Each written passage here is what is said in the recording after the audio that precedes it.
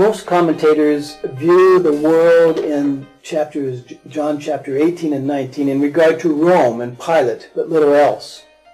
They usually fail to see the world as including the previous levels of opposition that we've looked at, people opposing God at the center, revelation, and faith. I do see the world that way, however. So the fourth level of worldly confrontation is that between cultural plans and the kingdom plan of God. The Roman Empire is the plan facing Jesus on this last day of his earthly life. And in that plan, Rome's people were the center, their worldviews and their religious notions paramount. Let's view the diagram of the previous message again. This time we will take note of the cultural plans that are built upon the foundations of people at the center, worldviews, and religions. But also we will take note of the kingdom plan of God that is built upon the foundation of God at the center, his revelation, and faith. Must cultural plans be seen in opposition to God's kingdom plan? Some may reject the confrontation because we live in a day of tolerance, skewed nationalism, multi-ethnicity, plurality, and globalism, when culture is often defended by people as an ideal to uphold. Each person's culture is valid, whether global or national, ethnic or localized. I take the stand I do as an anthropologist and a social scientist, not as a theologian.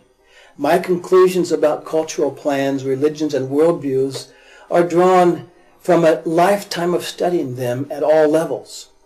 So I hope my perspective is helpful to you and raises issues you have not questioned before.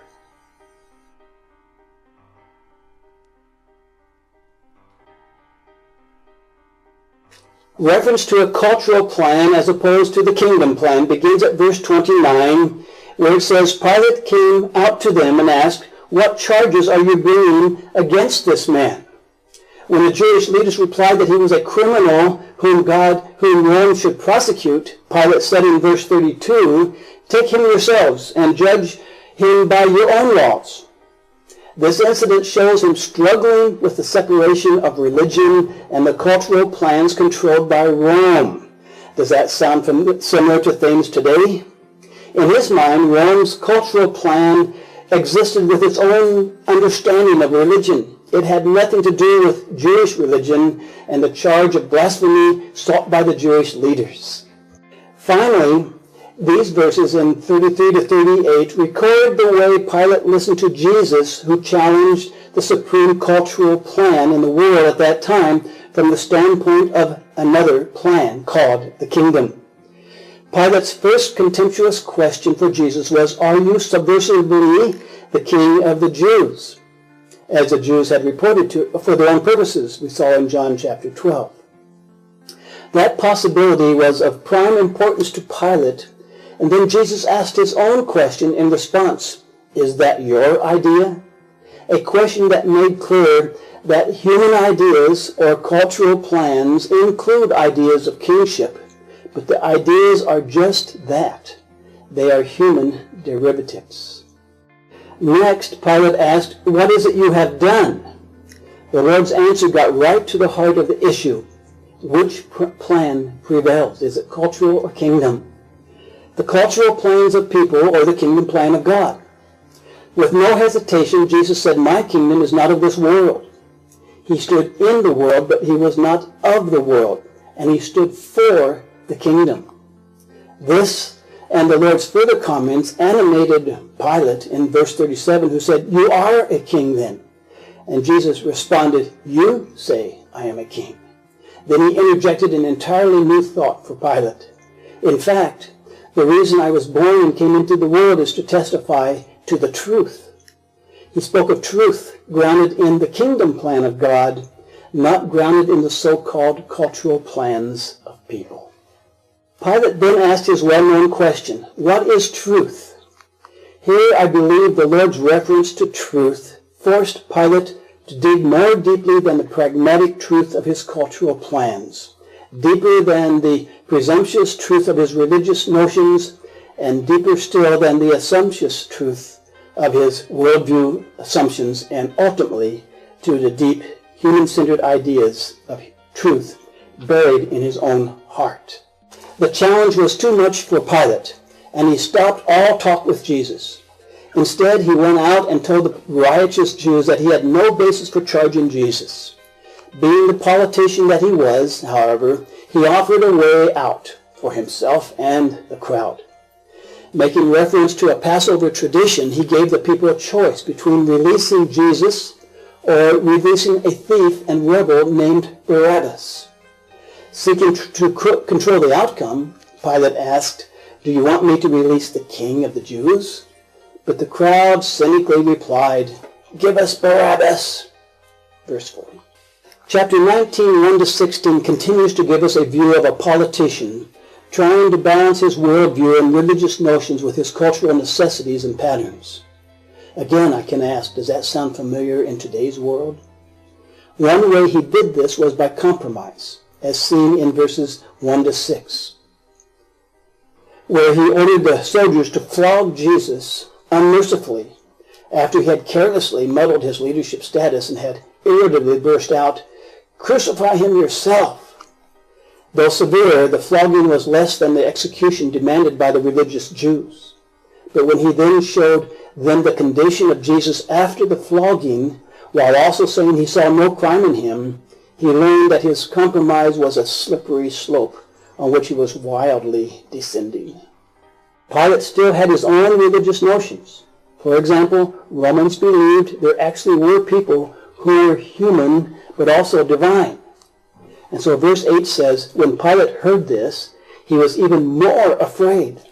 He retreated back to his palace in cowardly fear and had the soldiers bring Jesus to him. Verses 9 and 11. Pilate's retreat with Jesus gave him an opportunity to once again question the identity of this unusual prisoner. Did this prisoner, named Jesus, have mysterious divine powers? Could Pilate execute him only to be haunted by him the rest of his life? The Lord was silent, and so Pilate decided to assert his full cultural powers by claiming the right to either free Jesus or to execute him. But that didn't work either, because Jesus spoke from his position in the world, but not of the world, and he spoke for the kingdom. He was part of a totally different plan and said, "You would have no power over me if it were not given to you from above." With nothing else to say, Pilate decided to release Jesus. But the Jews would have none of that. And they threw some more slick stuff on his slippery slope. They said, "If you let this man go, you are no friend of Caesar. Anyone who claims to be a king opposes Caesar." And with this charge, the Jews uncovered the true center of Pilate's life. In our terminology, they uncovered his human-centeredness. And the human at the center of his world was Caesar, the emperor of Rome. To be that person's friend was a great political advantage for Pilate, he did not want to lose it. And to lose that friendship was perilous for his political career. Compromise, a cowering fear, and a Caesar-centered world led to Pilate's final act of capitulation or surrender. He came out of the palace and sat on the judgment seat. The cultural plan of Rome, people-centered through and through, had to win out over any compromise with religious leaders and his own worldview and religious notions. He said, "Here's your king. Shall I crucify your king?" The final verse of our passage says, "Then he handed him over to them to be crucified." By doing so, he avoided making the formal judgment. He capitulated to the cultural patterns of which he was a part. So the soldiers took charge of Jesus. Now the previous illustration can again help our understanding of the conflict between Jesus and the world. This time the cultural plans are highlighted. The illustration helps us to understand the dilemma in which Pilate found himself. It also helps us to understand the dynamic position of Jesus. For Jesus, it all started with God and his life at the center of everything, as seen in the diagram. From that position, he interacted with the world and its people the way he did.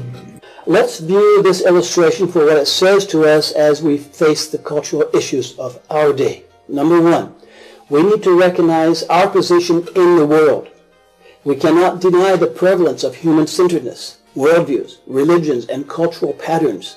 They affect us and everyone around us. Number 2, we must recognize that we have been called out of the world, but that does not release us from the world. Though called out, we are still in the world. So the challenge is, how do we live? And number 3, in the passage we have just considered, Jesus has shown us the way to live. He was not simply surviving this last day of his earthly life. He demonstrated to the very end of his daily life how he overcame the world. And he was still teaching us all on that last day. The first way to overcome the world is to be life-in-life people. Jesus lived his last day as a life-in-life person, the only one of his time and all preceding time. His human life placed him in the world. His divine life took him outside the world. He was in the cultural plans of the world, but he belonged to the kingdom plan of God. And so that must also be our position as life-in-life people. As life-in-life people, we can then, like Jesus, number 1, be surrounded by human silliness, but never forsake God-centered living. Number 2, we can be intimidated by the conflicting worldviews, assumptions, and interpretations of people around us, but we can still hold to the uniqueness of God's revelation. Number 3, we can be troubled by the complex competition of religions with conflicting beliefs, values, themes, symbols, and rituals, but be at peace with the simplicity of faith. And number 4, be aware. We can be aware of thousands upon thousands of cultural patterns, all vying for acceptance, validity, and supremacy. And yet, as life-in-life people, we can surrender first to the kingdom of God as the supreme, eternal plan. In conclusion, let me ask 2 questions. Number 1, how real is the presence of God's life in your life? And number 2, do you have a good grasp of the world in which you live? Do you see it God's way? As I finished this message, my wife Judy asked me to come and sign a card, a little welcome card to a new baby. She asked me to write, "Welcome to the world." I could not help but add, "and to God's kingdom." Because Jesus was for the kingdom, he was also for the world. Now that's hard to understand, but from a position of God-centeredness. The Father loved the world, and so did Jesus. That is also our unique way to be for the world. The next passage in John 19, 17 to 42 explores that love. When ready, please go on to that message.